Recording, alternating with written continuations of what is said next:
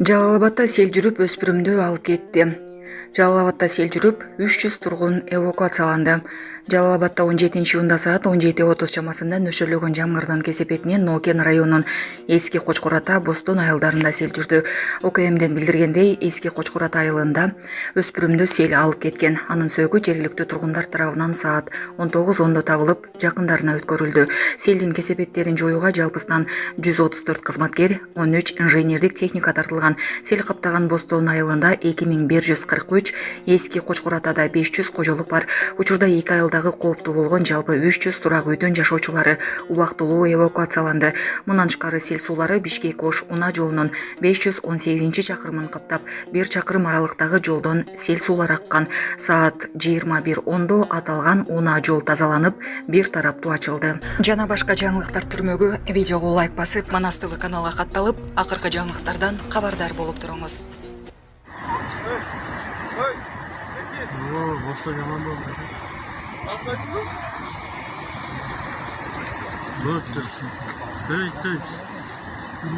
Allah. Allah şifasını versin. Allah şifasını versin. Allah şifasını versin.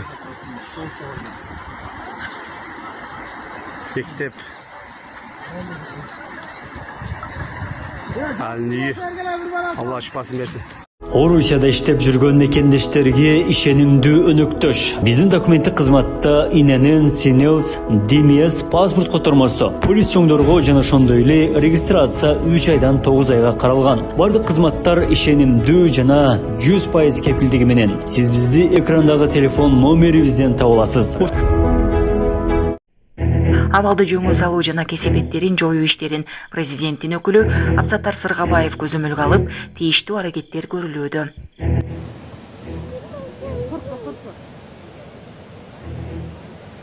Качкыла бостандыктар катуу сел кетти, өткөндөгүдөн да өтө катуу. Качып кетишиңиздер тез.